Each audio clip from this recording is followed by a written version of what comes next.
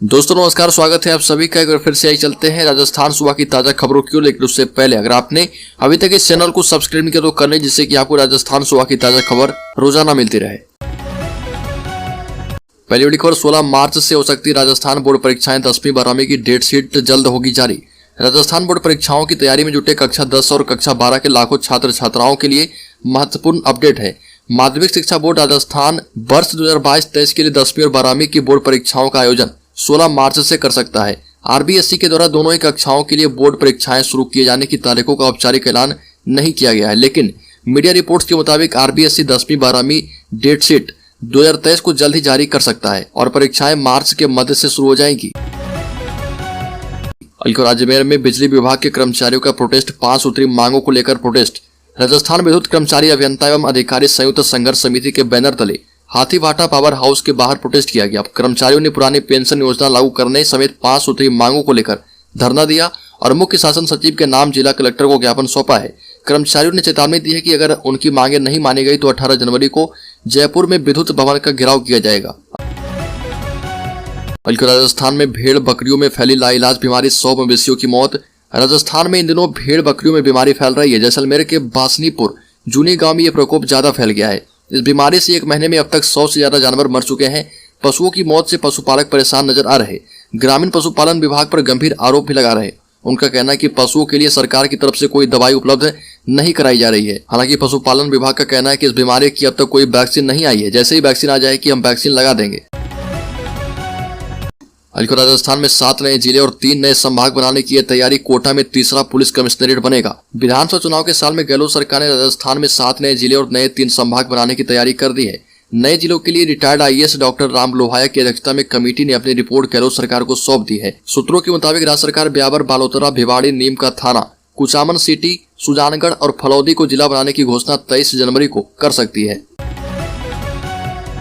PM Modi के 28 को भिलवाड़ा आने की संभावना। गुर्जर समाज के आराध्य भगवान देव नारायण का 1111वां जन्मोत्सव इस बार धूमधाम से मनाया जाएगा। भिलवाड़ा के आसीन में स्थित भगवान देव नारायण की जन्मस्थली मालासेरी की डुंगरी पर 28 जनवरी को कार्यक्रम होगा, जिसमें प्रधानमंत्री मोदी के आने का प्रोग्राम प्रस्तावित है।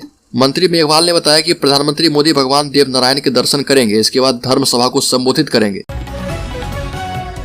जेल प्रहरियों ने राजस्थान पुलिस के बराबर वेतन देने की मांग की। ड्यूटी पर रहकर त्यागेंगे अन्न। ड्यूटी पर रहते हुए जेल प्रहरी अन्न त्यागने और मेज का बहिष्कार करने की घोषणा कर चुके हैं। उनका कहना है कि 2017 में समझौता हुआ और आज तक लागू नहीं किया गया। राजस्थान पुलिस एवं आरएसी के बराबर वेतन होना चाहिए। हार्डकोर अपराधियों और आरोपियों के बीच जेल में रहने वाले जेल प्रहरियों की वेतन विसंगति और अन्य समस्याओं को लेकर वर्ष 2017 में सरकार ने समझौता किया था, लेकिन अब तक उस पर कोई विचार विमर्श नहीं किया जा रहा। हालांकि चुनावी साल में संभावना है कि सरकार कोई फैसला ले।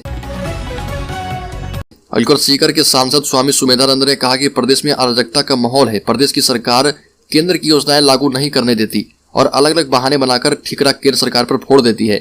यह भी कहा कि प्रदेश सरकार का काम केवल प्रधानमंत्री मोदी को बदनाम करना है। सांसद सुमेधानंद ने कहा कि कभी सीकर तो कभी हनुमानगढ़ तो कहीं और गोलियां चल रही है। जयपुर में बीजेपी कराएगी महाखेल। राजस्थान में विधानसभा चुनाव से पहले कांग्रेस के बाद अब बीजेपी भी खेल और खिलाड़ियों के जरिए जनता को खुश करने की कोशिश में जुट गई है। ग्रामीण और शहरी ओलंपिक के बाद अब बीजेपी जयपुर में महाखेल का आयोजन करवाने जा रही है, जिसमें जयपुर लोकसभा क्षेत्र के 8 विधानसभा क्षेत्रों की 630 टीमें शामिल होगी। बीजेपी सांसद राज्यवर्धन सिंह राठौर ने कहा कि कांग्रेस ने सिर्फ करोड़ रुपए की बर्बादी कर ग्रामीण ओलंपिक का आयोजन किया था। बीजेपी कांग्रेस का अब नए वोटर पर फोकस। 10 लाख यूथ वोटर इस बार वोट डालेंगे। राजस्थान में राजनीतिक पार्टियों का फोकस अब नए मतदाताओं पर हो गया है। दोनों प्रमुख राजनीतिक पार्टियां बीजेपी और कांग्रेस सहित तमाम राजनीतिक पार्टियां नए और युवा मतदाताओं को रिझाने की तैयारी में है। राजस्थान में हाल ही में 19 लाख से ज्यादा वोटर जुड़े हैं। वहीं निर्वाचन विभाग का कहना है कि इनमें 4 लाख से ज्यादा वोटर युवा हैं। राजस्थान होमगार्ड में 8वीं पास युवाओं के लिए निकली वैकेंसी। राजस्थान में नौकरी की तैयारी कर रहे युवाओं के लिए अच्छी खबर है। राजस्थान सरकार ने होमगार्ड के 3842 पदों पर भर्तियां निकाली है, जिसके लिए 8वीं पास उम्मीदवार सरकार की ऑफिशियल वेबसाइट पर जाकर 11 फरवरी तक ऑनलाइन आवेदन कर सकते हैं। उम्मीदवारों का सिलेक्शन फिजिकल टेस्ट के आधार पर किया जाएगा। जाट गुर्जर को एमबीबीएस फीस में मिलेगी छूट। सरकारी मेडिकल कॉलेज के स्टूडेंट्स को फायदा। कुल 87 जातियां शामिल। आपको बता दें कि सरकारी मेडिकल कॉलेज में ओबीसी और एमबीसी वर्ग के स्टूडेंट्स को राज्य सरकार फीस में बड़ी छूट देने की तैयारी कर रही है। दोनों वर्ग के स्टूडेंट्स को सालाना लगने वाली ट्यूशन फीस पूरी तरह से माफ होगी। यह छूट ओबीसी एवं एमबीसी वर्ग के उन छात्रों को मिलेगी जो नॉन क्रीमी लेयर में आते हैं। ओबीसी में जाट, कुमावत, माली, यादव, चारण सहित 82 जातियां शामिल है, जबकि एमबीसी में गुर्जर, रेवाड़ी, बंजारा सहित 5 जातियां आती है।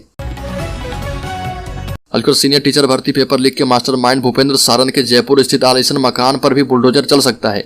2 दिन पहले जेडीए ने उसके घर पर नोटिस लगाया था। उस नोटिस का कोई जवाब पेश नहीं किया गया। इसके बाद जेडीए ने लीगल नोटिस जारी किया है। इसके बाद मकान मालिक ने जवाब पेश कर दिया है और इससे पहले जेडीए ने शाम 5 बजे तक मकान खाली करने के निर्देश दिए थे।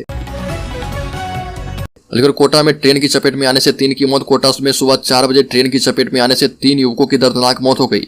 तीनों युवक चोर बताए जा रहे जो लोहे के सरिये चुरा कर ले जा रहे थे। इस दौरान ट्रेन की चपेट में आ गए। सुबह मौके से गुजर रहे लोगों ने तीनों की मौत की सूचना पुलिस को दी है। एक मृतक की शिनाख्त सुल्तानपुर निवासी जगदीश मीना के रूप में की गई, जबकि एक युवक के पास से 66 की आईडी मिली है।